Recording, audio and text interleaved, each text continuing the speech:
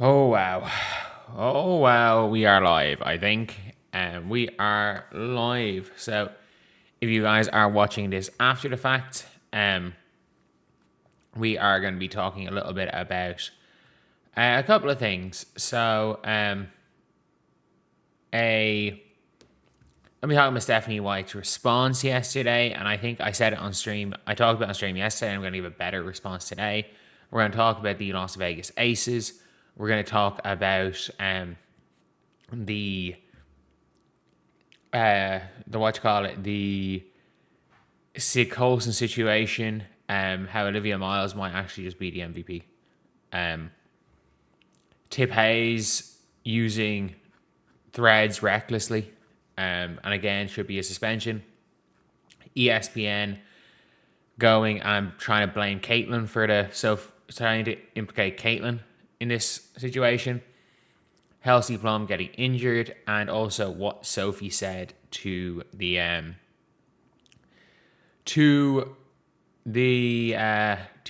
afterwards. So yeah, look, it is a weird day. That's the only way I can describe it. Weird day. And we're gonna talk a little bit. I'm gonna wait till we get a few more people in, but obviously the Aces looked horrendous. They looked absolutely horrendous, but they didn't have any other players. They just subbed them all off, and Becky Hammon's about to take a massive fine. Like, I don't know if people realize, like, there's going to be a big fine for Becky Hammon, like a fine in the region of whatever the biggest one is.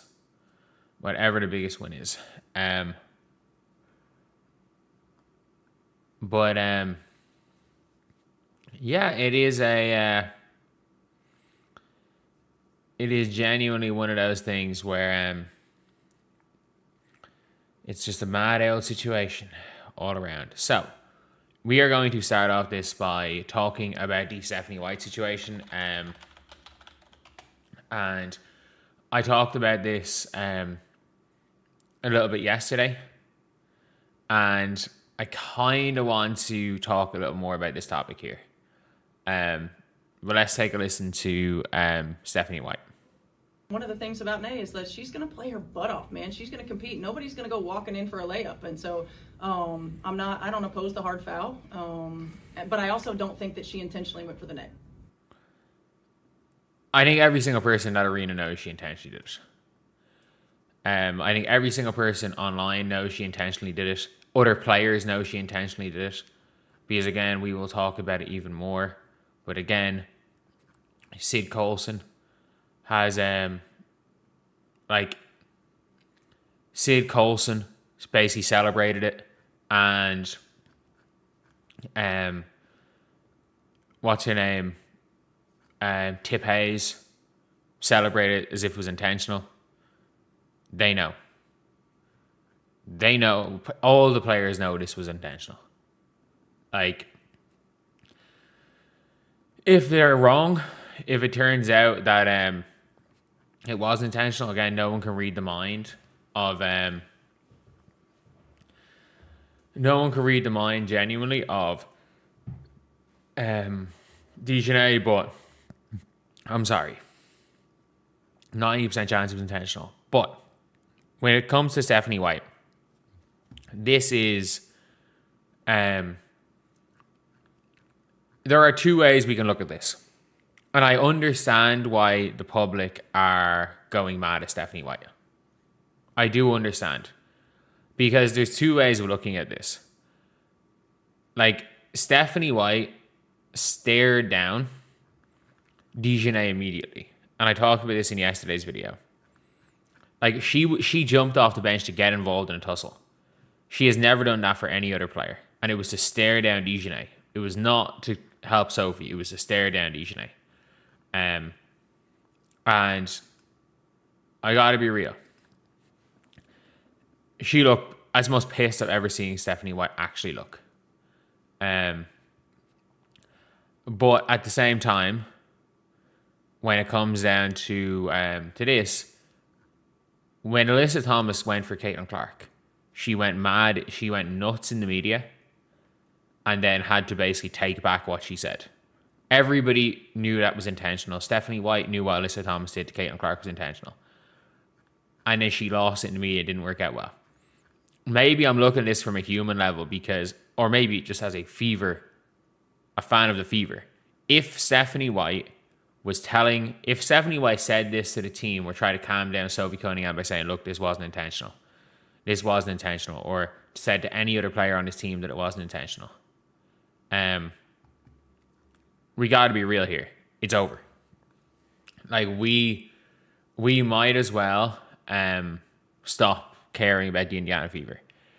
If your coach does not have your back when you get clotheslined out of the air, get bloodied up, and then be accused of having white privilege online for getting attacked. And again, maybe that's an extreme. Maybe the word attacked is a bit extreme, but I'll use the word targeted. If your coach is doing that privately, it's over. It is. And look, we're not in the Indiana Fever locker room. And we'll see how they come out. Because you can see Caitlin Clark's reaction. Caitlin Clark doesn't want to have to deal with this shit publicly. Like, Caitlin Clark didn't want to have to come out in 2024 playoffs and say Dijonai didn't mean to eye gouge her. I don't know. Like, we got to be real. Like, I watched that play 100 times. Dijonai Carrington did not mean to eye gouge Caitlin Clark. She tried to club her in the face. Like, she tried to get her in the face. She does not have the control to captain insane her in that period of time. But she tried to, Caitlin threw the pass, put a bit extra onto it. Like, you know, in the soccer tackles where somebody makes a pass and then you go through them. She tried to put extra on it and the referee ignored the hit to the face. Like, there is no way Dijonai didn't try to do that. If it turns out that she didn't, she's the only person that knows. But as someone who's played ball, there's no way, unless you have no regard for the other people's safety, that was accidental. And the comment saying she's saving Sophie's future self-retaliation. When Sophie makes a reckless, dangerous play, she'll answer the same. She's probably not want to say something without people calling for any one of three of them to be suspended and seeing if WNBA actually do something bad, the Fever can't win. Yeah, because, like, look, I don't think Dijonai will get suspended for that.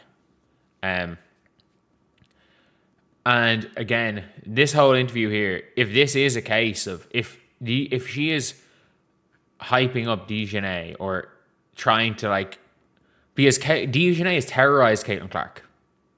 On a human level, Dijonai has terrorized Caitlin Clark. From the day that Caitlin Clark set foot in the league, Dijonai has terrorized her. Like, she has made Caitlin Clark's life infinitely harder. She has terrorized Caitlin. So I'm sorry, it doesn't even matter. Like, if you are privately trying to defend Dijonai to Caitlin Clark, you've lost Caitlin Clark then.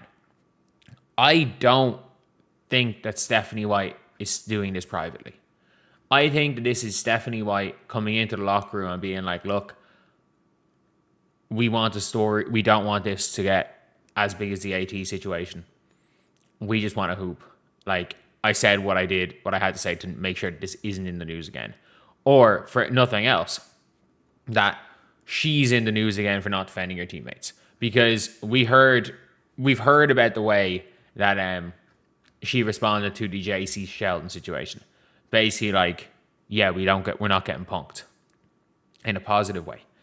So that's the only way I'm looking at it. Like, I personally think that this has to be a smokescreen. This has to be we don't want the media to run with this. We don't want this to get so out of control. It doesn't do anything any good. I don't want to make Dijonai's Twitter victim tirade even worse. I don't want to make this a bigger deal, because you better believe if she came out and said this is unacceptable, there needs to be the league can't keep letting players away with this. At the end of the day, it was a flagrant 2. If she came out and was like, again, this is unacceptable. She can't keep letting my players can't keep getting targeted. Dijonai will go on Twitter to say something about her, and then she becomes a bigger story, and this all gets worse. So when you have a completely I'm not going to say unhinged, but like unpredictable human like Dijonai, who is willing to burn down everything around her. Let's not forget, like Nalissa Smith was a player on the Fever and she wanted to burn down that organization when her girlfriend was on the team. She will burn down everything around her. She'll burn down her own organization. She'll burn down other organizations. Like, she is like nuclear in a bad way. How Jackie Young has managed to avoid the Dijonai touch, as in everything Dijonai touches turns to shit. How Jackie Young's been able to avoid it just shows how good Jackie Young is at basketball. But I'm gonna be real here. It's one of those things where I'm hoping that Stephanie White. I'm really, really, really, really hoping that Stephanie White is just trying to, for lack of a better word, with everything, is like just trying to calm everything down. Because again, there is a world where that's the case. There is a world where that's the case. And you're seeing Caitlin Clark's reaction. Like, this is her reaction to hearing that Dijonai tweeted. And like her and KK was like, oh no. Like, they knew this was going to happen. And I really do hope, I really, really do hope that this was a case where Stephanie White is trying to calm things down and is hyping, or is just defending Dijonai publicly. Because if Stephanie White is trying to defend Dijonai Carrington privately to this Indiana Fever team, it's over. It's flat out over. Like, their season's over. Stephanie White's run is over. And I'm sorry, you cannot defend Dijonai Carrington to Caitlin Clark. Again, a person who has terrorized Caitlin Clark for the last 3 years. If you try to do that, that is you done. If you lose the trust of Caitlin Clark, you're gone as a coach. Or Caitlin Clark's gone as a player. There is no way in hell that she's trying to do this. She's doing this privately. And again, if she is, like, Caitlin, go pick out whatever team you want to join. Because Lauren Betts and Georgia Amore and Chicago's 2028 pick for Caitlin. Sounding good. But yeah, that is pretty much it. I think people saying White's sake is pathetic. I agree. I'm just kind of hoping that this is just a public thing to calm things down, because if this is what Stephanie White actually believes, we might as well give up on the Indiana Fever being a good basketball team, because there is no way in hell that if this is what she's believed and this is what she has said to the team privately, that she has not torched her relationship with Caitlin Clark, and it doesn't appear like she has.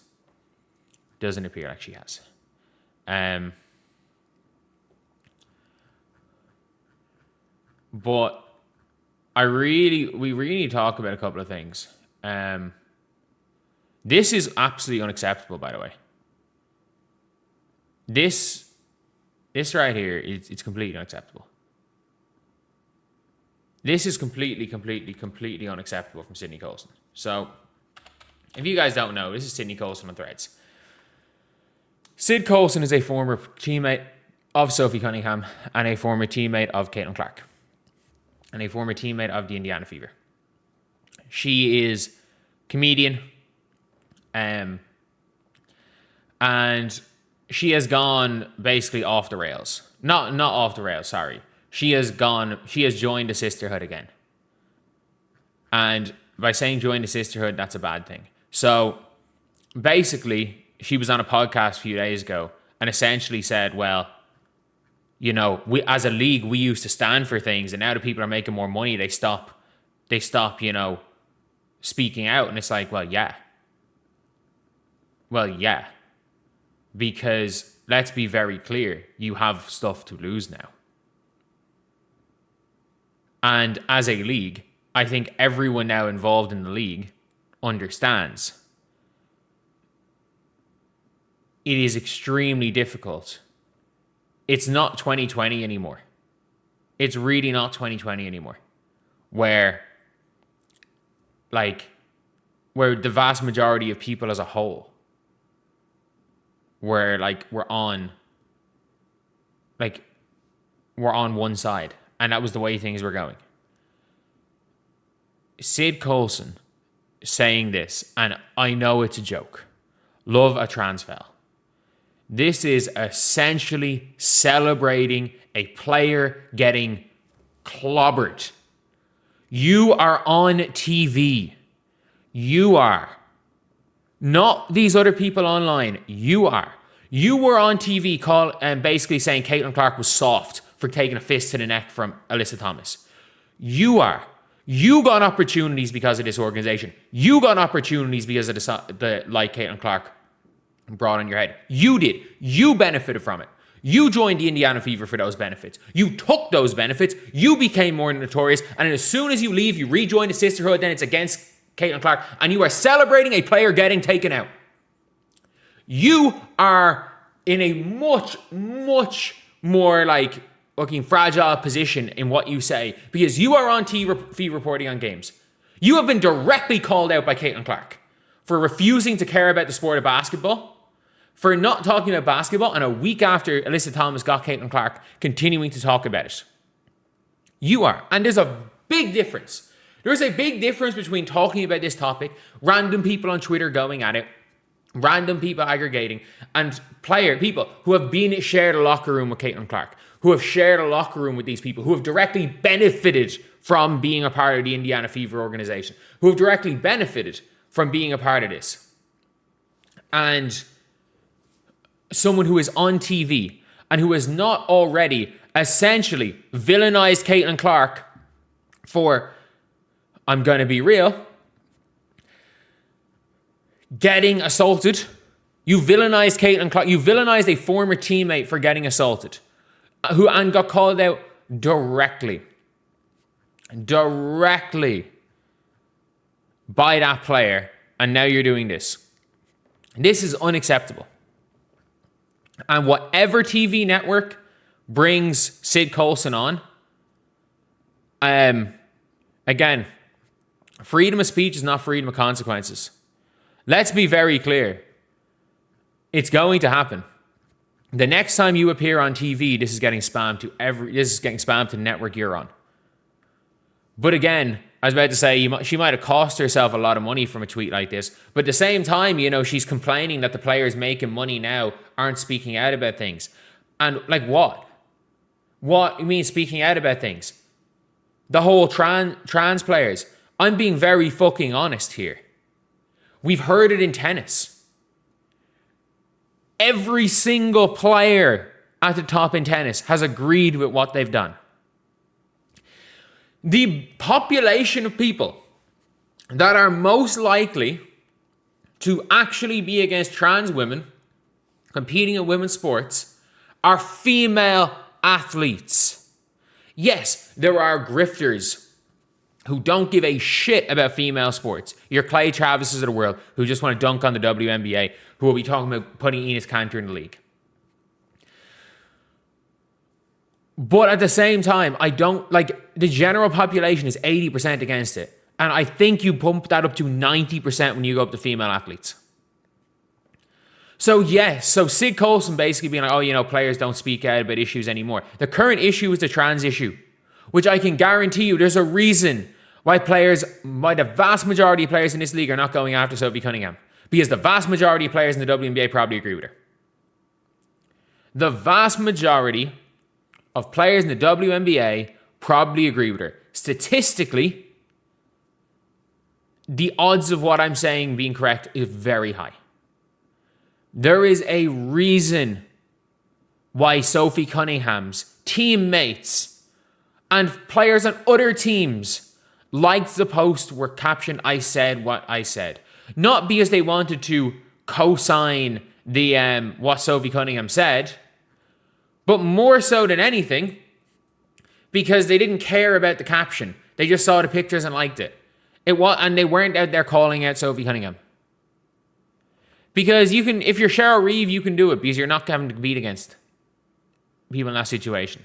I'm sorry, Julie Tatar would be a WNBA player. I've watched clips of her playing. I get it. She's playing at a low level in France.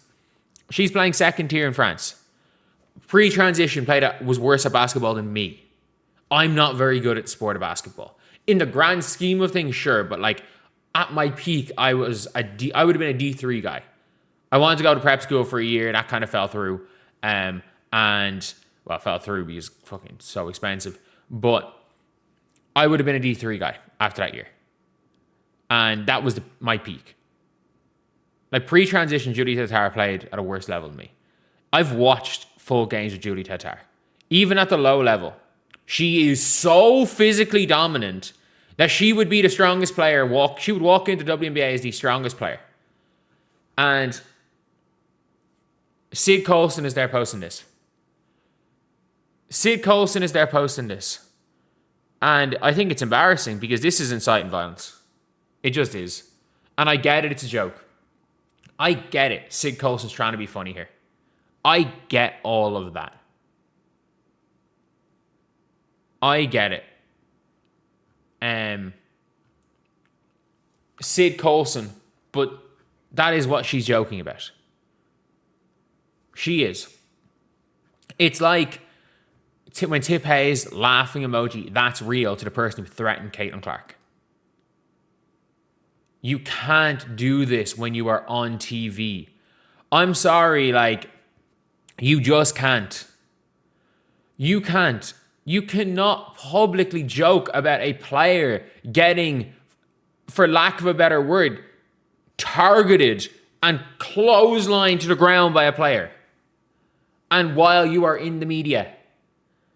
Okay, pipe down pipsqueak. Pipsqueak!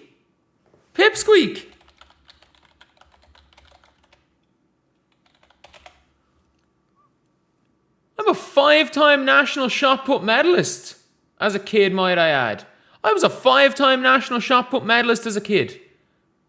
Of all things to say, that's not the one insult. In high school, I was like a 55-foot thrower. That's the one thing you can't say about me. But yeah, it's just one of those things now where I'm like, there's things you can't say when you're a player in the league. There's things you can't say when you're a pundit. There's things you can't say when you're a former teammate of these players. And I still, as far as I'm aware, technically I don't think she's even retired. Telling people what she can and can't say. Obviously, sorry, she can say whatever she wants. But like, she's probably gonna lose her job because of it. Like, it's as simple as that. Like, she's incited violence. She joked about violence against another player, so probably losing her job. This is not making light of the situation in any way. Either way, though.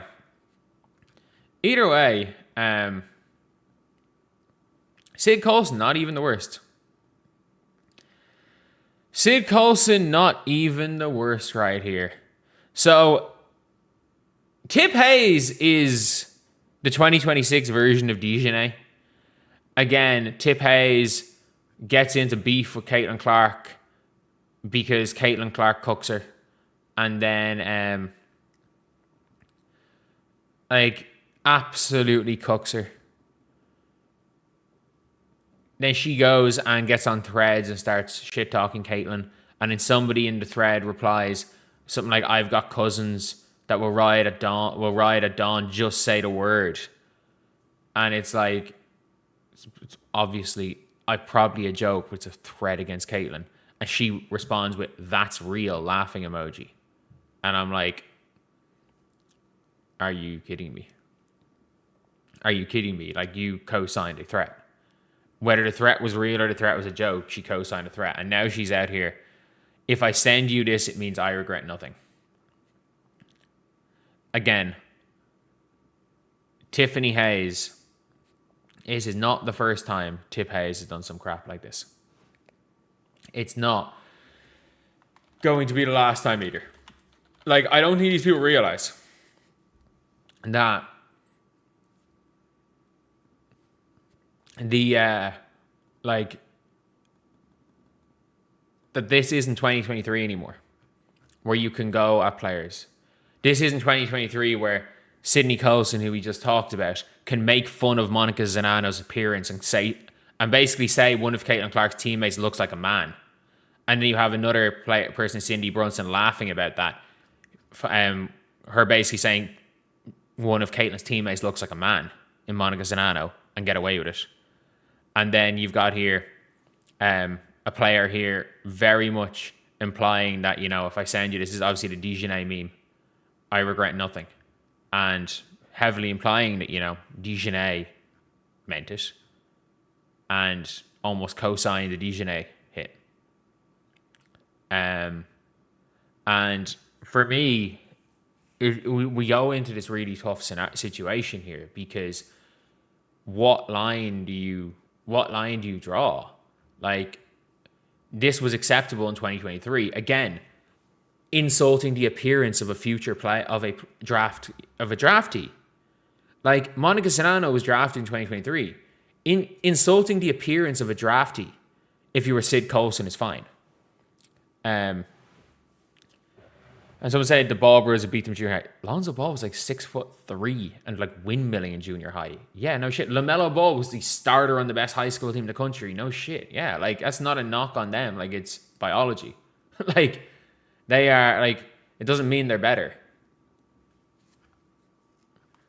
But yeah, it's just, I don't even know what you do as a league. Like, the problem is that Threads is now, like, we've said this tons of times, where Threads as a whole is the old WNBA crew. It's a Caitlin Clark hate fest. If you say anything positive about Caitlin Clark, you're going to get attacked. If you hate Caitlin Clark, they're going to love you. That's what Threads is. Threads is people that are scared to post on Twitter. And these type of weird parasocial relationships with players are a huge problem, because you got players retweeting shit like this. And back in the day, players used to get in like Twitter spaces with people, and they would have relationships, not romantic relationships, but like friend relationships with random people on Twitter. Like, you would see these random people on Twitter being like celebrated by the league, and the league getting them, like, the league, giving them perks and bringing them to games. And you then look at their Twitter and they're there celebrating Sophie Cunningham every time Caitlin Clark gets hit. They'll celebrate, and then they're like threatening to shoot Caitlin Clark fans. And then you look through their Twitter and the WNBA has flown them out to go sit courtside at a game. And it's like, what are we doing? These players, like, even like the Asia friend situation, like that dude who, again, the guy who allegedly beat up a kid. And it's like, what are we doing now? Everything in. Steph Hurd left Caitlin in for defense. Yep, she brought Lexi in, who got burned. First possession. Thank you so much for the $5. But because of these weird parasocial relationships players have with players, they see stuff like this. They see Dijonai's tweet. And I'm sorry, like, how... It is not... Thank God Caitlin has security with her at all times. Like, if you're Sophie Cunningham, you're going to have security with you at all times. Like, thank God they're making enough money for that. But, like, the league is at a point now where there is a genuine... Especially because, as far as I'm aware, outside of the 3 arenas, nobody cares about... none of the teams really care about security. Like, we had freaking Dildogate last year.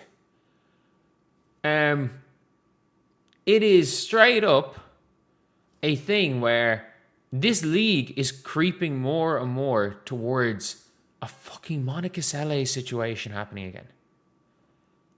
And it's scary. It is scary. And it's scary for Caitlin, it's scary for Sophie Cunningham, and it's scary in the opposite way as well. Because this weird divisive thing where players are making a name of being ops as an individual level. Players are making a name, in Dijonai's case, terrorizing another person in Caitlin. And they're like, oh, you know, Caitlin Clark fans bad. Caitlin Clark haters are equally bad. They're the same fucking thing. It's Stan Wars. It's Stan Wars around sports. Thank you so much for the $5. Candace Wiggins tried to expose WNBA culture in 2017. Now it's fully exposed. I mean, look, I don't know. Candace Wiggins kind of took back her comments pretty quickly. But either way, like, I'm getting scared, and I think players need to. I think this needs. Tiffany Hayes at this point in time has tweeted and reposted enough shit that the best way of saying it is her reposts have heavily implied that she is okay with violence towards Indiana Fever players. Her reposts and responses have implied that she is okay with violence towards Fever players. That is the lightest way of looking at that. But the league needs to put in social media policy for next year. They simply put The Jedi Council. The Jedi Council has to do it. They have to do it for the safety of their players. Because at the end of the day, they all talk about all this inclusion and everything. But I'm sorry, player safety means more than any of that.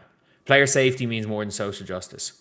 And there are certain players that are directly cause of this. The shit that people accuse Caitlin Clark of doing, the likes of Tiffany Hayes and Dijonai, are doing that. They are inciting hate towards people. They're not doing it because silence is compliance. They are actively doing it. So I don't know. The league's obviously not going to suspend him. The league's not doing anything this year. There has to be a social media policy introduced next year. There has to be. There has to be a policy, and it's like, look, if you break this policy, like, you're suspended. Because this shit's bringing the league into disrepute.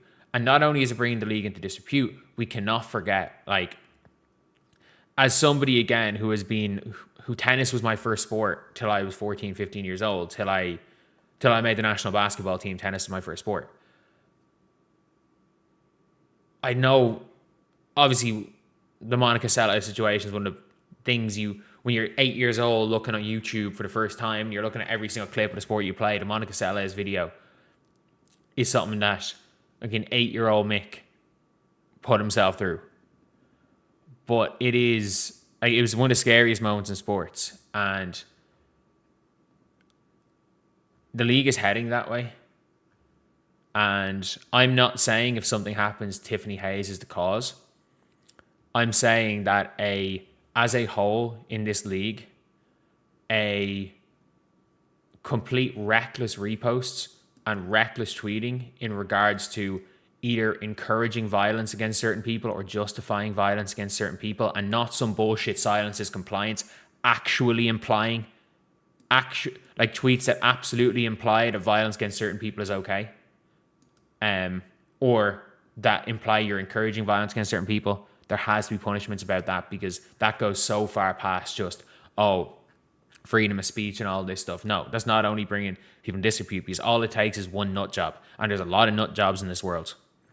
All it takes is one crazy person to see this, and it's, again, something bad's going to happen. But yeah, let's talk about the Minnesota Lynx. Let's talk about the Minnesota Lynx.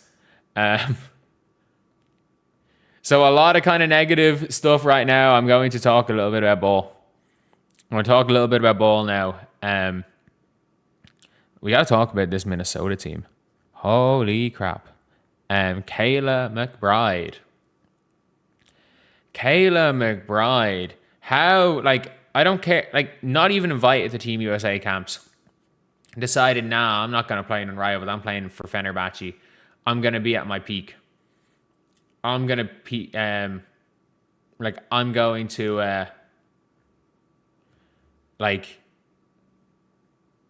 my peak at 34 years old. Thank you so much for the $5. Connie McClarkin, you become I don't know who that is at this point.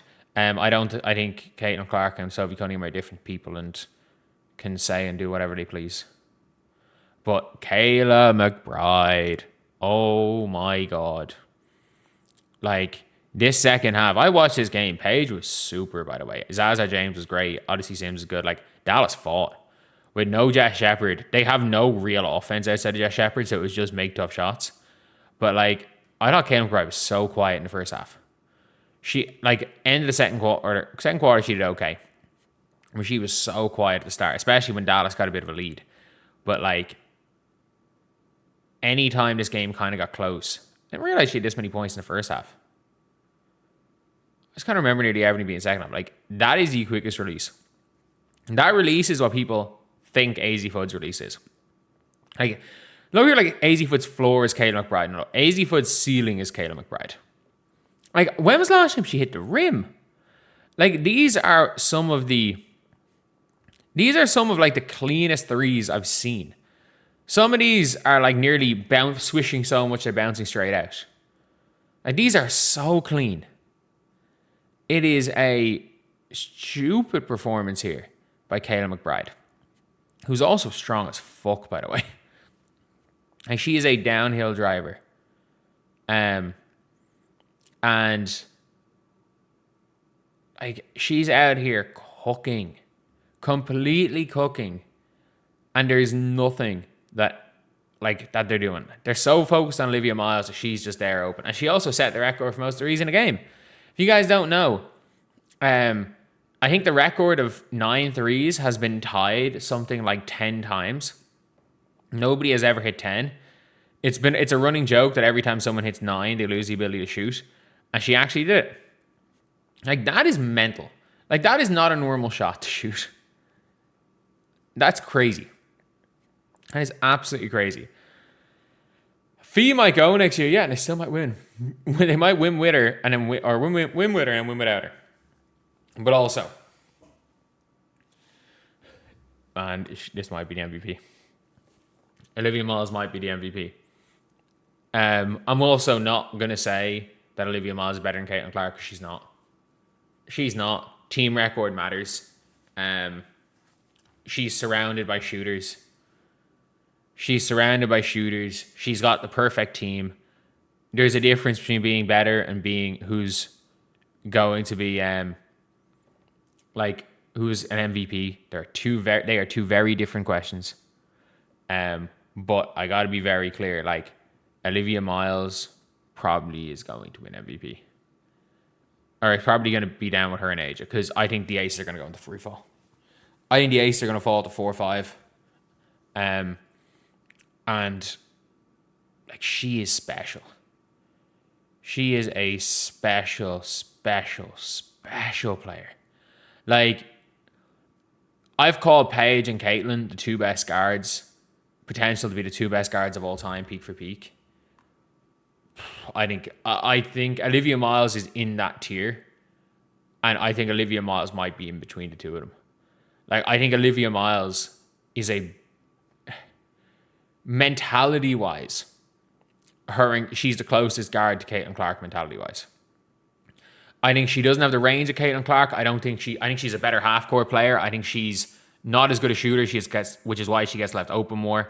And I think there's a lot of like things that are like she's kind of getting away with because the scout report isn't there. Whereas it's like she doesn't have as many like knocks on her game as Caitlin did, but Caitlin got better at them. But like, she is ridiculous. And to say they're the 1 seed from the previous year, no, they're not. Like, okay, yeah, they were the 1 seed. Fee was missing to start the year. They were missing Fee. They were missing. They lost Alana Smith, the depoy. They lost Bridget Carlton, one of their starters. They lost Jess Shepherd, who was an all-star starter. Like, they lost an all-star starter and 2 starters. It's not like this is a normal thing. She had 26. She completely destroyed Asia Wilson yesterday. And by the way, Fee Collier has Asia Wilson's number. Fee has Asia's number. Like Asia has beaten Fee 1 time since 2024. And they lost Heidemann as well. They lost Heidemann, Shepherd, Alana Smith. Fee was injured. Fee's not the same player. And who was the fucking MVP last year? And Bridget Carlton.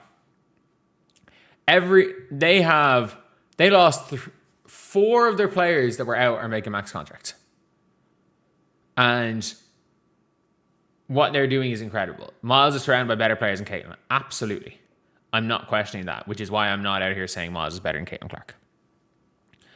I'm not saying Miles is better than Caitlin Clark. But what I'm saying is seeding matters for MVP. Olivia Miles is having what is the greatest start to finish rookie season of all time. Like, Caitlin had that peak, had that spell where she was the best rookie ever. But, like, Olivia Miles is averaging 20 points a game, 5 rebounds, and 6 assists for the number 1 seed. Is the best player on the best team in the sport. No rookie has ever done that. No, she's been horrible when they blitz and trap. Yeah, but you can't blitz and trap because of who her teammates are. That's the problem. You can't blitz and trap because of who her teammates are.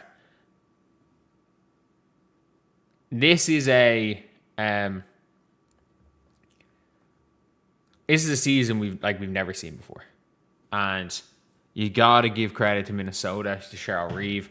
But like, I knew she was going to be good. I didn't think she should have been number 1. I had Awa number 1, but I had her number 2 on my big board. I had AZ at like 4. I had AZ behind Flaujae. Doesn't look good now because I think AZ better than Flaujae, but I had AZ behind Flaujae on my big board.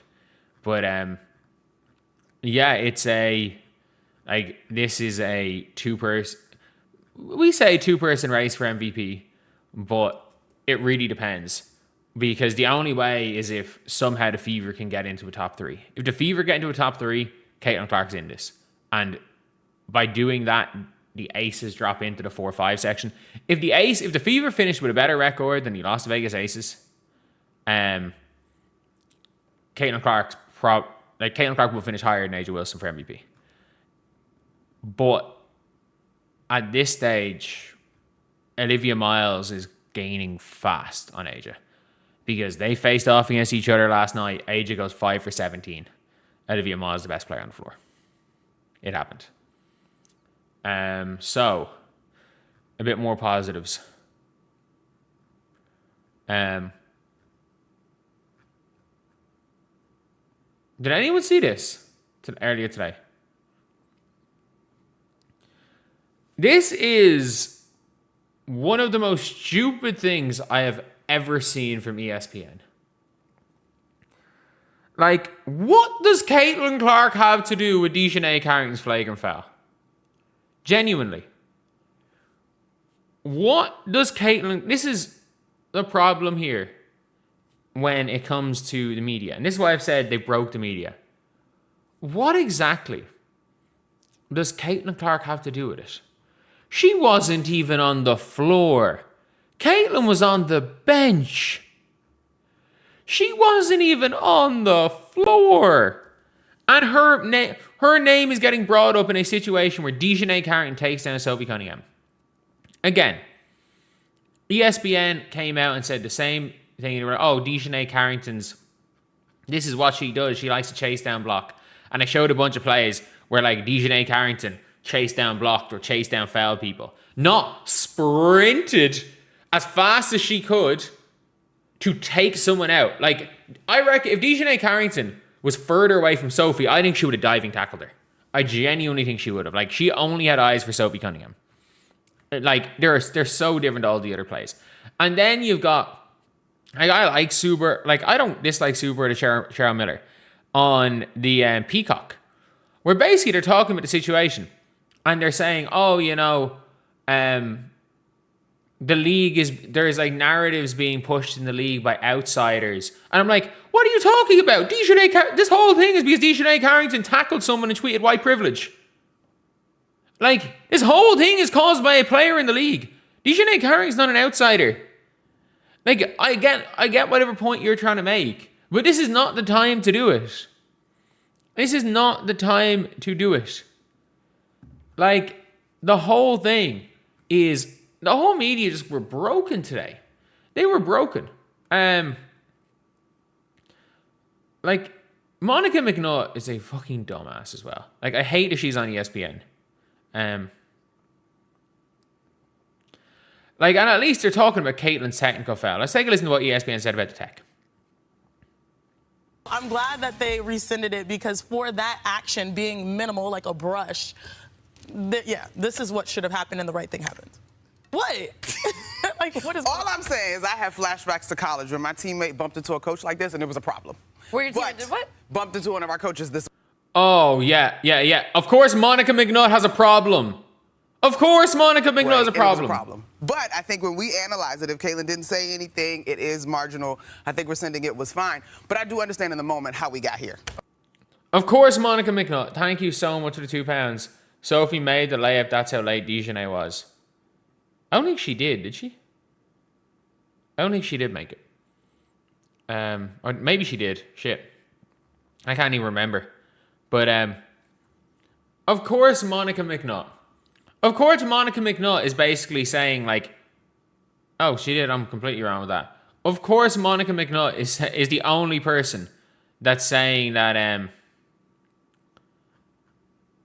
like, that Caitlin Clark deserved it. That it was a big deal. Like, of course, Monica McNutt. Oh, my God. Like,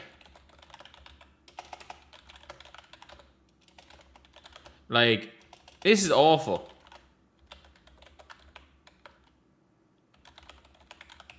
Like, she is the worst. She is actually the worst. She is the worst. She's gonna actually ruin her career.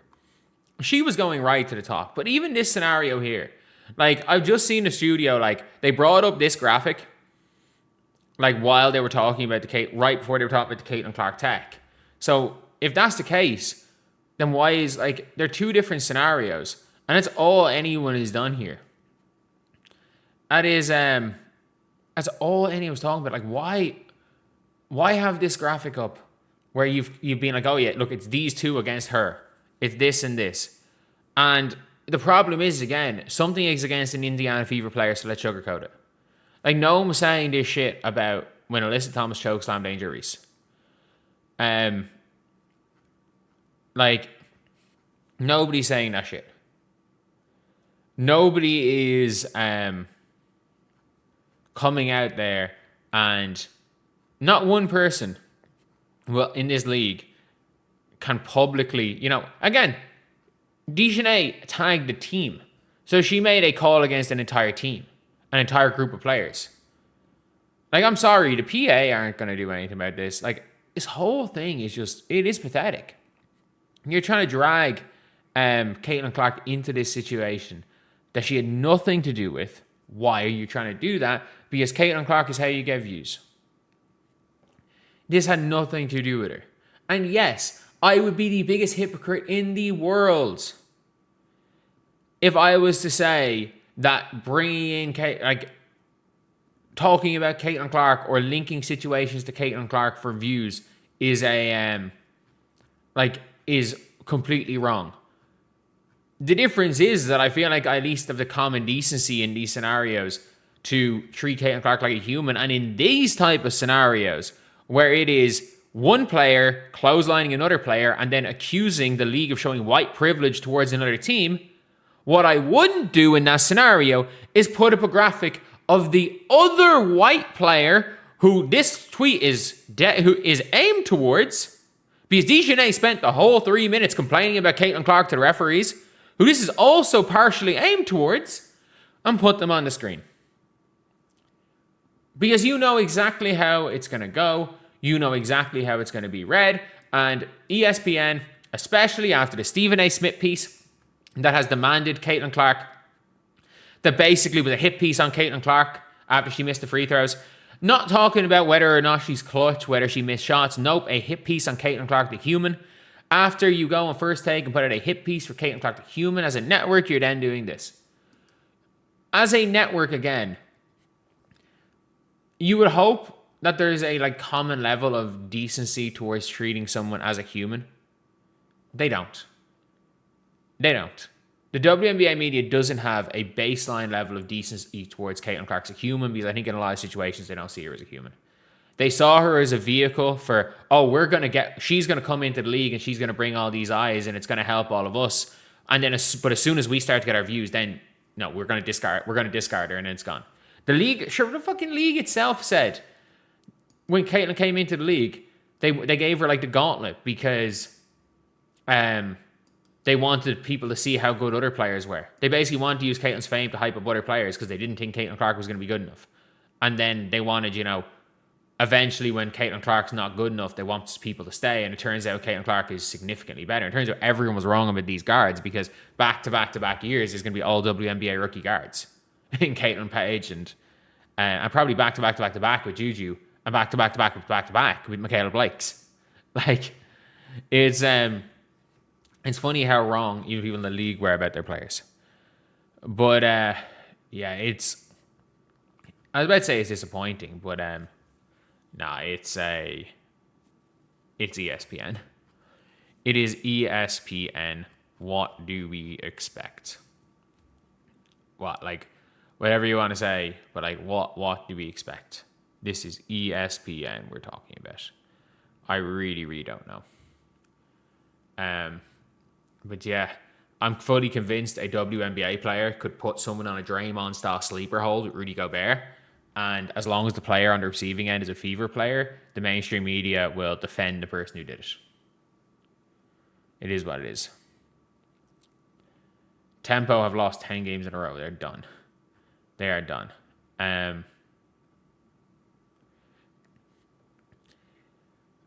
Yeah, the Aces are about to get the biggest fine in WNBA history, and I don't think people realize it.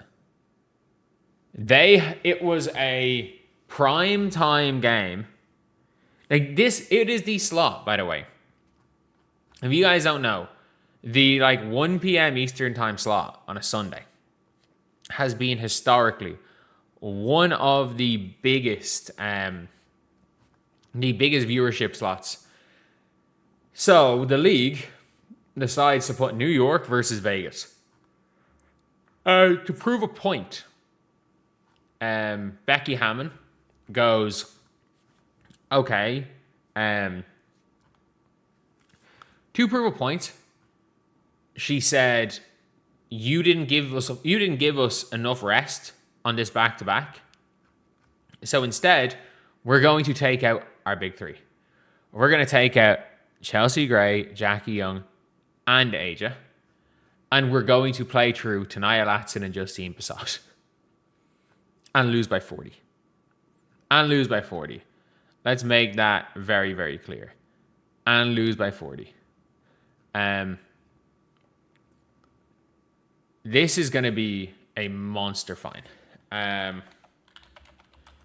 If you guys don't know, the Miami Heat faced off against the Spurs in 2013. They faced off against the San Antonio Spurs. And at the time,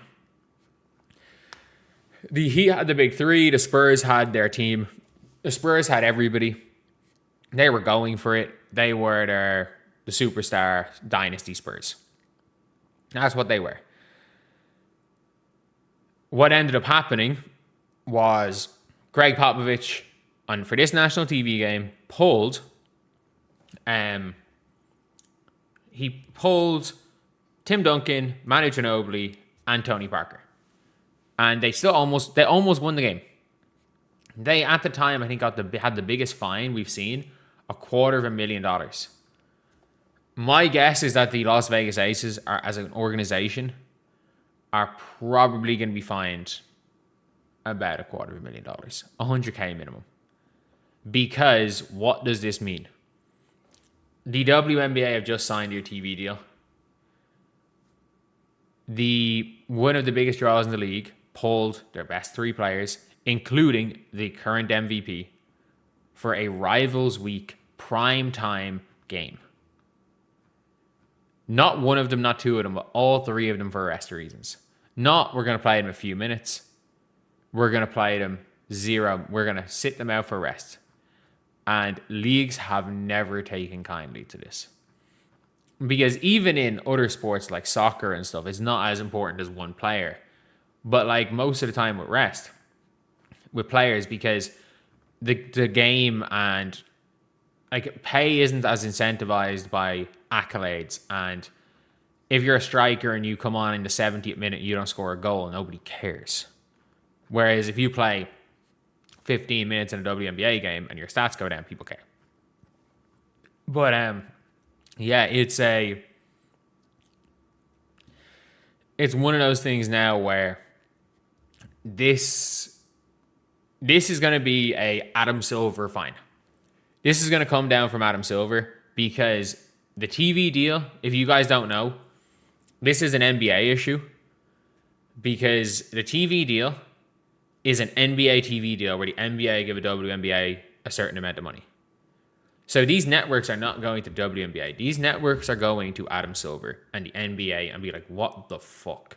Our team's going to keep doing this. And it's going to be a one-off fine because, yes, a 24-hour gap between games is not enough. That will never happen again. Becky Hammond did it to prove a point. There's going to be a fine.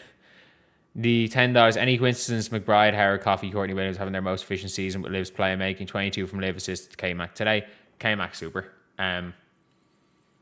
Olivia Miles is super. She's absolutely super. Any coincidence? They haven't had a real point guard since Lindsay Whalen. And no, there's no player on this team to play with Lindsay Whalen. So, like, Court wasn't a real point guard. Before that, did they have Crystal Dangerfield playing the one? Like, it is what it is. But, no, this absolutely, they're going to make an example out of them. Because they couldn't find a way to punish them for the salary cap circumvention when they were giving everybody $100K. They now have a way to punish them. Like, it's as simple as that. Like, there is a clear way to punish this team. Like, we don't have to talk too much about it. It's not like this is something that's a shock. The NBA has done it tons of times, and this is a call by the NBA. This is a TV deal situation, which is ran by the NBA. And Adam Silver is not scared shitless of these players like Kathy Engelbert is. He doesn't care. He really, really doesn't care. So, yeah, it's well and truly the league not rehabbing themselves. And if you guys don't know, again, the coach that did this was Becky Hammond. The coach that did this in the NBA was Greg Popovich. Becky Hammond coached under Greg Popovich for what, half a decade? So yeah, like, it's a like, it's something that we're gonna see, and you're gonna see, like, Becky Hammond prove a point, but probably take a fine. So yeah, honestly, look, this is something we're gonna see more and more and more and more and more of, because the league has to be taken seriously now because of the money that's being involved, and like, I don't think people get it. They're going to lose money. Like, the WNBA for quite a while are going to lose money. Like, the league, because of the net revenue split, as the league as a whole, with new salaries and the way the split is and everything, are probably going to lose money based on operating costs and the improved operating costs. But the franchise values are going up so much that it's worth the operating costs being at a negative. But the league are not going to let the players just run riot and do whatever the hell they want while they're operating at a negative. Well, most teams, yes, there are probably teams operating at a positive. You better believe the Mercury are operating at a negative. You better believe the Sky are operating at a negative. The Wings are operating at a negative. The Fever are operating at a short-term negative. Like, all these teams are. Fever, again, increasing valuation while doing it, but they're operating at their operating costs are a negative. So stuff like this with the league is not just going to be let away like it might have been in the past. It really is not going to be, because people are going to be taking this league a lot more seriously, and the people involved in the fines and stuff is a bigger than Kathy situation.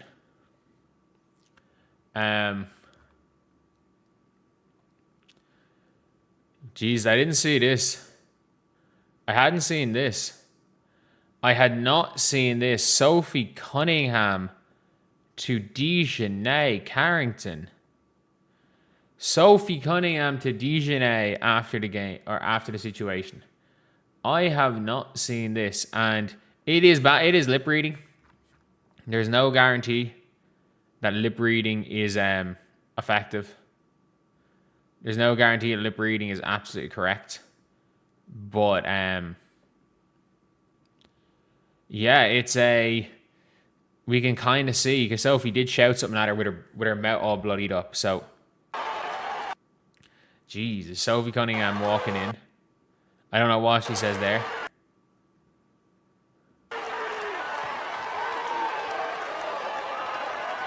It does feel like it checks out. It absolutely does feel like it checks out the lip reading here. It feels like it checks out. Again, I don't claim to be an expert lip reader. It does sound like it checks out. But like rightfully so. Rightfully so. Apparently, I just got this from Brick Center. Apparently, it was John Root who had it. I have no idea if it was his video, but somebody got a new angle of what Sophie Cunningham said. And I mean, I think something's going to pop off, for being honest. I genuinely do think something's going to pop off. Because you've got Sophie Cunningham now here with a freaking bloodied up mouth. Like going at Dijonai. Sorry. With a bloodied up mouth going at Dijonai. Shouting at her as she's coming off. Yeah, the B word definitely seems like it was used. And you know what? You're probably going to now get them attacking Sophie Cunningham for calling another player that. And it's like, I don't even know. I don't even know what we're doing here, but I got to be real. Probably as tame a response. Probably as tame a response as you are going to get in this scenario. Sophie Cunningham had a wide open layup. Dijonai was nowhere near her when she goes up for the layup. It's taken out in the air. And has a completely bloodied mouth. So, look, it's probably as tame a response. And let's be very clear, like, it's not like Dijonai as a player has not done this in the past. Like, it's not like Dijonai yanked Sarah Ashley Barker down by the hair, which she claimed was accidental. She was, I'm going to yank him by the hair. Oh. Last year, she swats Jess Shepherd and then claws her in the eye. And Jess Shepherd wants to kill her. She goes in the playoffs, tries to take out Sabrina Ionescu. In the playoffs, we all remember the eye gouge. We all remember the eye gouge. Ooh. Cleans out Kate Martin. She goes through Kate Martin's back. Clean. Like, there is no attempt at the ball. No attempt at the ball here on Skylar Diggins. That is a double hand elbow to the head. Again, how that wasn't called as a flagrant 2 is beyond me. And then we all know this. There are more. There are absolutely more, because I remember she got called for 3 of them in, I think, the first 7 games of the 2025 season. It is, even if you look at this the most favorable way possible, in the most favorable way possible at Dijonai Carrington, if you look at Dijonai in the most favorable way in this scenario, you come out with the conclusion that she is one of the most reckless basketball players in the league, who doesn't give a flying fuck about the safety of any other teammates. She just wants to get a cool clip so that she can do this. And that is the most favorable way that you can look at Dijonai Carrington in these scenarios. The most favorable way is that she's so reckless that and that she's done it so often that she doesn't care about the safety of other players. Am I wrong? Am I wrong with that? And I think Sophie's response here is justified. I think Sophie Cunningham in this scenario is absolutely justified in her response. I think, honestly, that it might have been tame. Like, if you're Sophie Cunningham,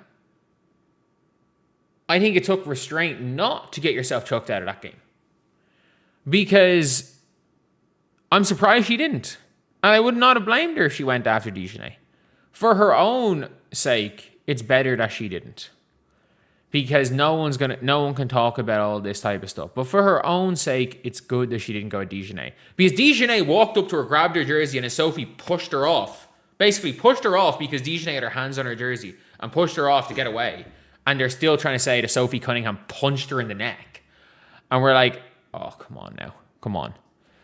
It is mad. And again, Dijonai Carrington saw Sophie Cunningham. And again, even at the most favourable way, did not care if she injured Sophie Cunningham. She went for the block. She was going for the block and committing to it, even if it was going to put someone in danger. And even if there's no intent, it's a flagrant 2. And that's one of the things I don't get, is that some people are like, oh, there's no intent in this, it's not a flagrant 2. Intent doesn't matter for a flagrant 2. Intent has never mattered for a flagrant 2. I don't know what people are on about. Like, no one has ever... You don't need intent to toss someone from a game. Like, it doesn't need to be intent. But, yeah, it's just a mad situation. It's something that, I mean, we all kind of know is happening, and I really would have hoped that this situation had kind of calmed down and had kind of gone, but like, it just doesn't seem to be. It just doesn't seem to be, and it just seems like it's going and going and going and going and going, and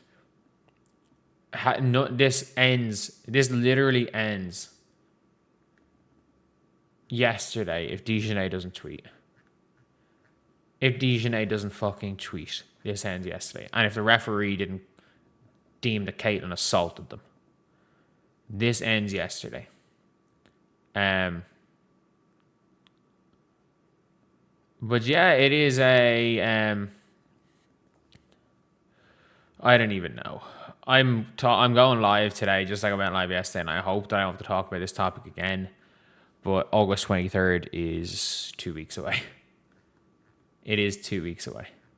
Albeit, during those 2 weeks, I will have been gone. I think I'm back, if I'm not mistaken. I think I come back either on the 23rd or 22nd from Toronto. Either way, though, like, it's just a little bit ridiculous at this stage, isn't it? Okay, we have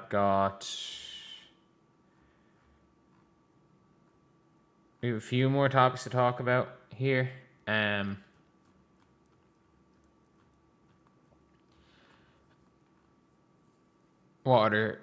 I got 2 more topics to talk about? 2 more? Yeah, 2 more. First topic is this.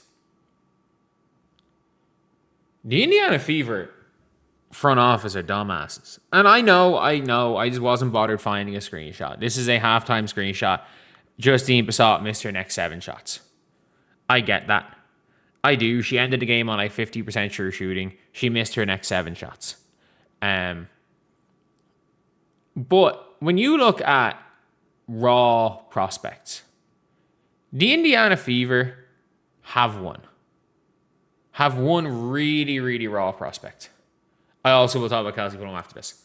They have one extremely raw prospect last year, and it was a player by the name of Michaela Timpson. And KK went from being nearly unplayable last year. Like, you couldn't really put her on the floor. Like, as much as I would love, like, we all liked KK because of her athleticism, you couldn't really put her on the floor. You couldn't really do it. But she is now a starter. And Justine Bissott is in the same mold as KK Timpson. She's not ready to play. Like, you can't teach her size, her length, and her shooting. Just like you cannot teach KK's athleticism and wingspan. She's got like a near 7 foot wingspan. You can't teach what Justine Bissott's like arm length. Or her jump shot.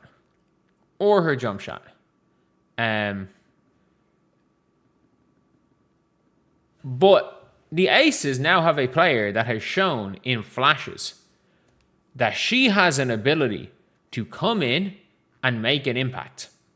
She can't guard anybody. I mean that. She cannot guard anybody.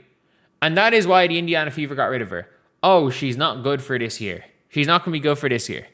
And I get that. I really do. Michaela Timpson wasn't good last year. You kept Michaela Timpson. She's now a starter. Justine Passat might have been your long-term answer because you are probably losing Sophie Cunningham or Alexi Hull next year. You're probably losing Sophie. You're almost certainly losing Sophie. You might be losing both. There's a world where she is a competent backup 3-4 next year. There is a world where that happens. And there is a world where she is a competent starter on her minimum contract rookie deal. And people are saying, oh, but like she's a free agent after this year. Nope, she's a reserved free agent. And I don't think she's going to play enough games this year to justify this being a full season. The Las Vegas Aces are going to have 4 entire years of her on a minimum contract. 4 entire years. And the Fever let her walk for nothing. And for me, it made no sense getting rid of her and not Grace Van Slooten. Like, I like Grace Van Slooten. I was happy when we signed Grace Van Slooten. I don't think another team was going to sign Van Slooten. And I think that if they cut Grace Van Slooten, they would have had the ability to pick her up on a dev deal and have her there next year. I think they could have done it. I really, really think they could have done it. The problem is that they, as an organization, they don't have the balls to say, you know what, we're going to make a tough call. If you guys don't know, Liska Hamzova from the Lynx was a dev player, then they signed her, then they waived her. She was brought in as a dev player. They signed her, they waived her, brought her back as a dev player, signed her to 2 7-day contracts, and then signed her for the season. The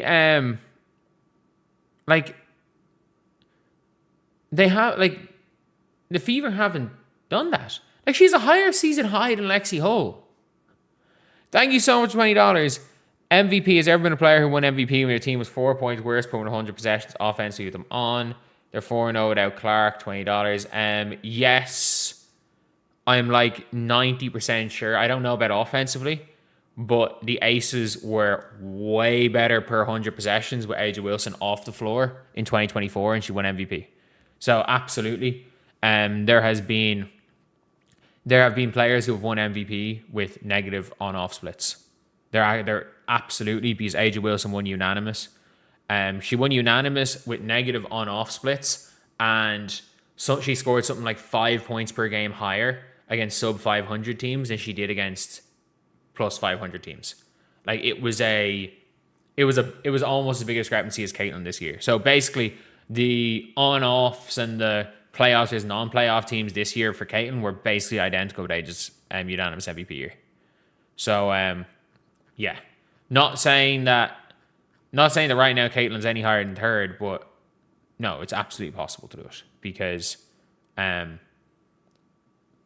did it. Like, on-off numbers don't matter too much because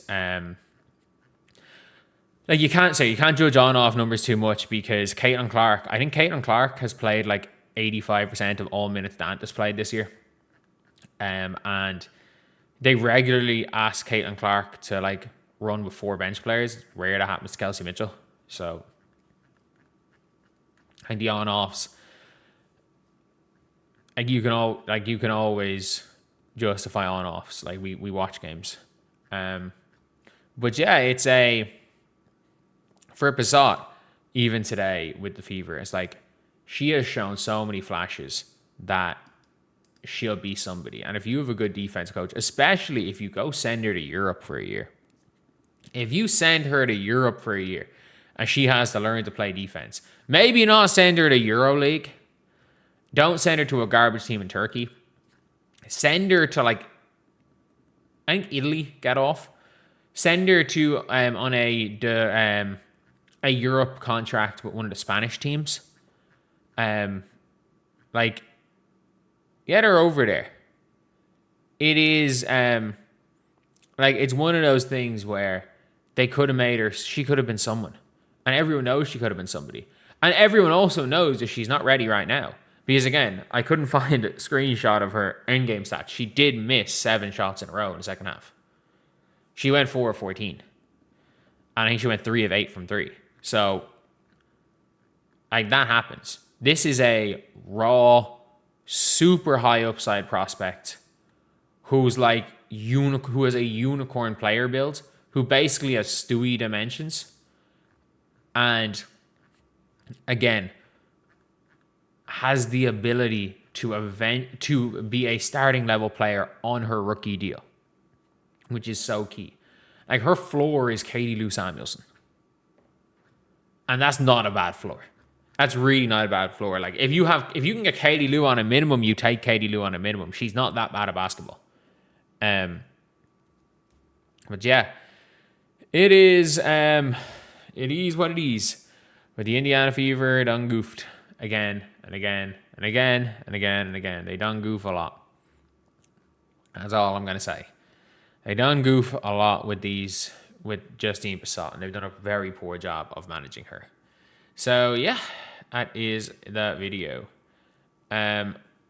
So we're gonna talk we're gonna talk about 2 more things. 2 more, and then we're gonna end it. I was gonna talk about 1 more, but I forgot. We're gonna talk about a second. We have to talk about a second one. Unfortunately, this is a really unfortunate situation. This is really, really unfortunate. But like, Kelsey Plum might be done. Like, I made a video earlier calling the Kelsey Plum trade the worst trade of all time. That is what I called it. I called it the worst trade of all time. And you might be saying, oh, certain trades don't work out well, like the Chicago Sky trade. But as in, like,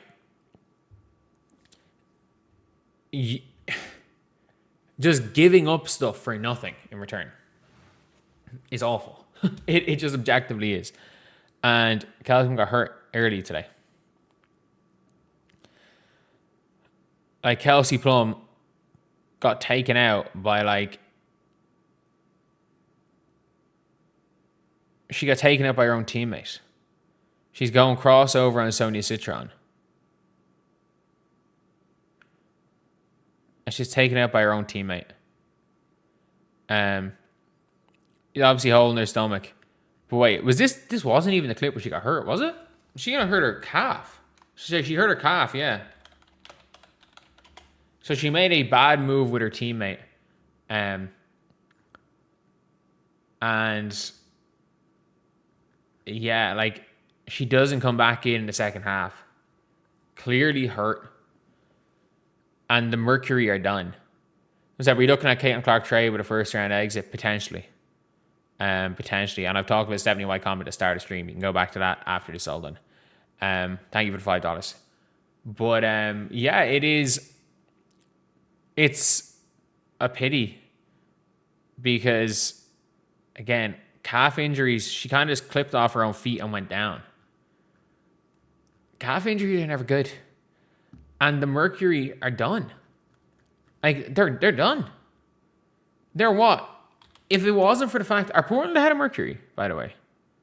Did Portland go ahead of Phoenix? So Portland are 9th.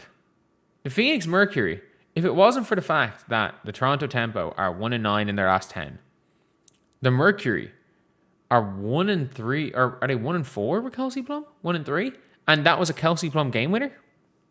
They're 1-3 winner. They are currently 7.5 games off the playoffs. They have 10 games to go in the season. If they win all of their games, the Dallas Wings are going to have to go 3-8. And the Dallas Wings go better than 3-8. You are behind the Portland Fire. You are behind the Fire and you don't even have a pick. Not only do you not have a pick, you're probably going to trade your pick next year as well. You're probably going to go and trade your pick next year. And Kelsey Plum, there's no way Kelsey Plum stays. If Kelsey Plum stays, like, Kelsey Plum can make more money elsewhere and have a better shot of winning. And it's Arizona. She's in Arizona. It's not like she's in it's not like she's in like LA or Florida or somewhere like some tropical place or Miami, and it's like, oh, you know what, I just want to go and live here.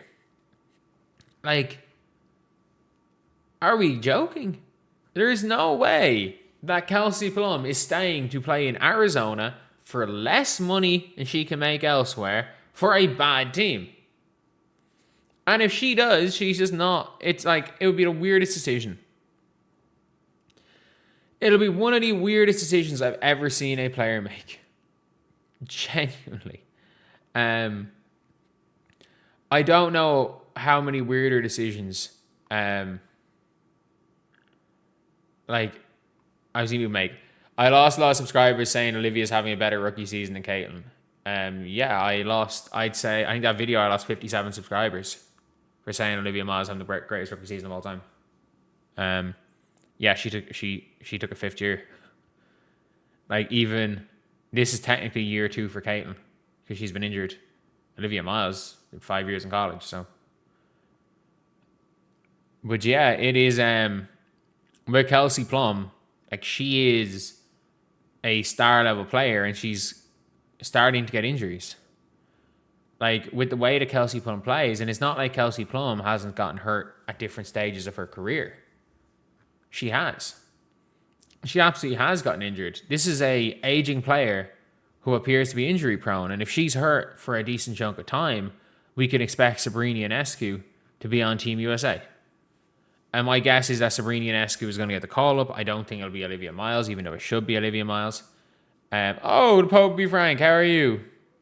Olivia's balling. Thank you, man. Every time I hype up Olivia Miles, I lose 50 subscribers. It's hilarious. But it's genuinely, when it comes to Plum, the Phoenix Mercury gave up their draft pick in a notoriously stacked draft. They gave up they potentially gave up Juju Watkins. I know it's only a 1 in 30 chance. I'm sorry. 3% is still 3%. We've seen a lot of NBA teams win a draft with less than 3% odds. But like,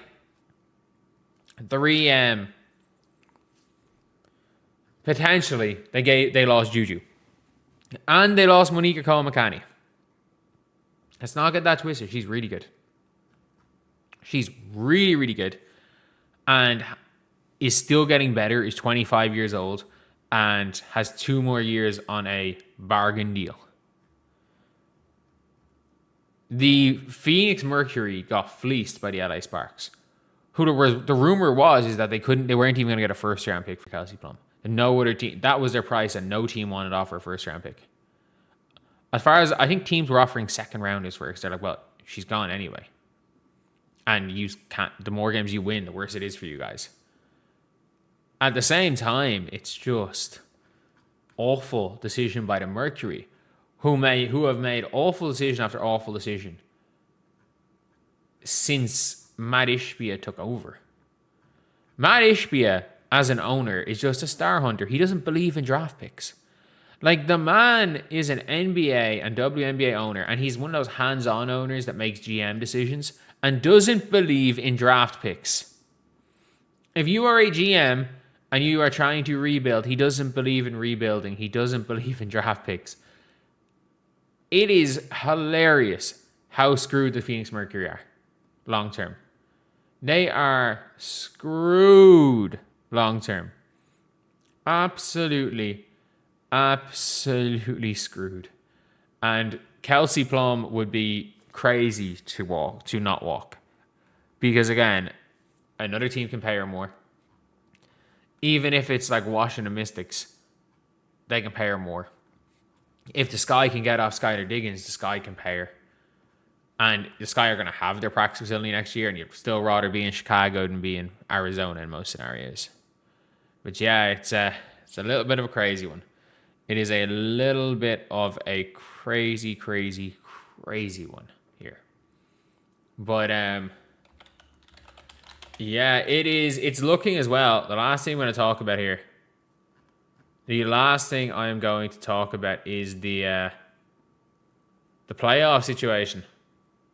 And the Dallas Wings are now in a lot of bother. They're in a lot of bother here. Like, I know they end the season very easily. I do understand that. The Dallas Wings have an easy end of the season. But, like, the Fever also have an easy enough end of the season. Why? Because the Fever play them twice. But the Fever play New York once. They've already played Atlanta all their times. I think they play Washington once. They play Dallas twice more. So that might be an interesting one then.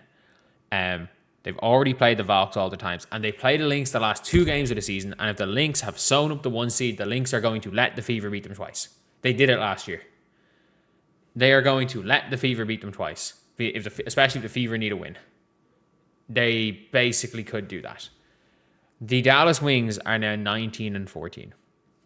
And I get it. AZ's been down for 3 games. I get it. Jess Shepard got hurt today. But, like, Aaliyah Boston's missed, like, 5 games. Caitlin Clark's missed 4 games. The Indiana Fever have had as much injuries. Nafisa Collier missed a large chunk of the season. I think Golden State and Vegas are relatively healthy. For Atlanta, Bree Jones missed the first 25 games. Again, missed games for same amount of games missed for Aaliyah and Caitlin. New York are in an injury crisis. Like Phoebish and Satu are currently injured. And Dallas are falling to 8th. And they're now a game behind New York. Whereas they're, 3 games ahead of New York not too long ago? If you play Dream... I don't know why I thought you only played everyone 3 times. Sorry, the Fever played him again. My fault. I just thought it was 3. I really just thought it was 3 times you played every team. I do apologize. My profuse apologies for getting that fact wrong. But, like, the Fever don't have the worst end to the season. But, like, Dallas have a real tough... Like, have a few tough games in their schedule. But, like, if they suddenly get close to that 500 mark, they're going to be the 8th seed. But you don't want to face Minnesota in the playoffs. Like, their next games are... Okay, Toronto... Like, home to Toronto. Cool. You win that game. You're 20-14. You then go away to Indiana, away to Golden State, home to Indiana, home to Seattle, home to Portland. They should be wins. Home to Connecticut, home to LA, Phoenix, Seattle. Like, they have a 6 or 7 game easy run to end the season. But again, other teams are playing for... Some of these teams are playing for nothing. What you don't want to do is play the team... Like, it's going to be tough against teams around you. And as a team, when you're Dallas... Like, you have been horrendous against good teams. Like, you didn't beat Atlanta this year. Okay, you beat Vegas twice. You beat an injured New York team. You didn't beat Atlanta this year. You didn't beat Golden State this year. You didn't beat Minnesota this year. You're losing record versus Washington. And then 2 more games against Indiana and Golden State. It's a really tough situation for the Dallas Wings to get out of, and the odds of them falling into that 8th seed is where you don't want to be, because they don't have it. Other than again that game against Toronto, they don't really have it easy. And then how injured is Jess Shepard? Like, they don't have an offense without Jess Shepard that is not literally Paige, go get us a bucket. Zaza James, go get us a bucket.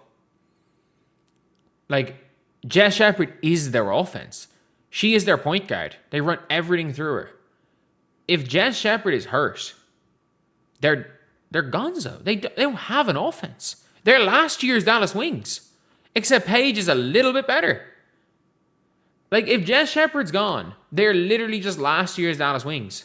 Because the easy buckets the Paige Bueckers gets are kind of gone. So she becomes like a dribble ISO scorer and then doesn't take enough shots. Becomes kind of surgical with it and doesn't become a real off-ball threat. Like, they're in a really tough position if you're Dallas with that happening. And everyone's saying Paige is way more efficient than Caitlin. So on the year, Paige is shooting 60.6 true shooting. I need to check what Caitlin is shooting, because it can't be that much different. So 60.6 for Paige and 60.1 for Caitlin. Okay, so Paige is currently shooting a 0.5% better true shooting. I think Miles is ahead of both of them. They're kind of all in and around the same. Miles is 61%, so they're all within 1% of each other. So yeah, she's a 0.5% better. She's a 0.5% better because Caitlin had a bad shooting night against Vegas. Basically, yeah, that was it. Caitlin had a bad shooting night. They're so close that if one person has a good shooting night and the other has a bad shooting night, they're going to flip. But yeah, it is what it is.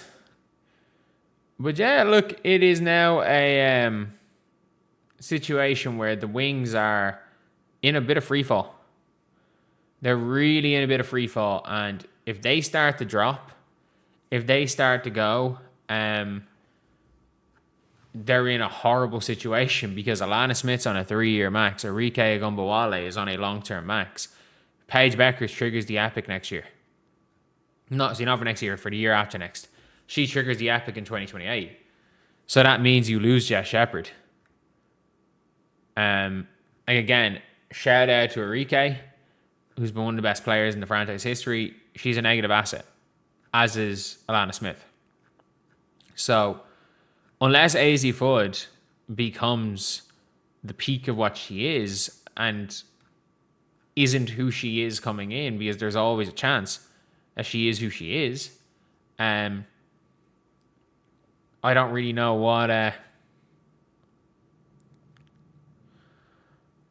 what's going to be happening here. But yeah, look, it's a rough situation for Dallas. It really, really is, because they're in cap hell and they're not good. They're in cap hell and they're not good. The Indiana Fever are in cap hell, but they're not in as bad cap hell. Like, they can kind of make it work. For the Dallas Wings, it looks real difficult to make this work. It looks really difficult. So anyway, yeah, that is the video. Dallas, who were up as a 2-3 seed, are now starting to fall, while being in severe win now mode. All they had to do was tank for one more year. They won 10 games last year. Seattle won 25.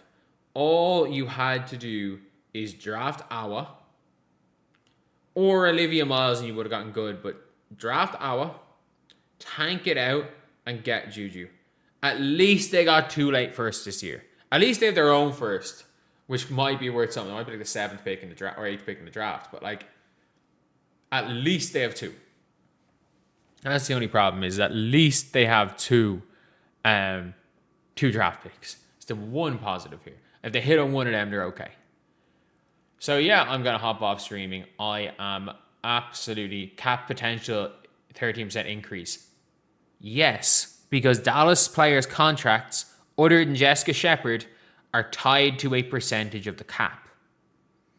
Alana Smith's contract is a 17% of the cap, as is Arike's.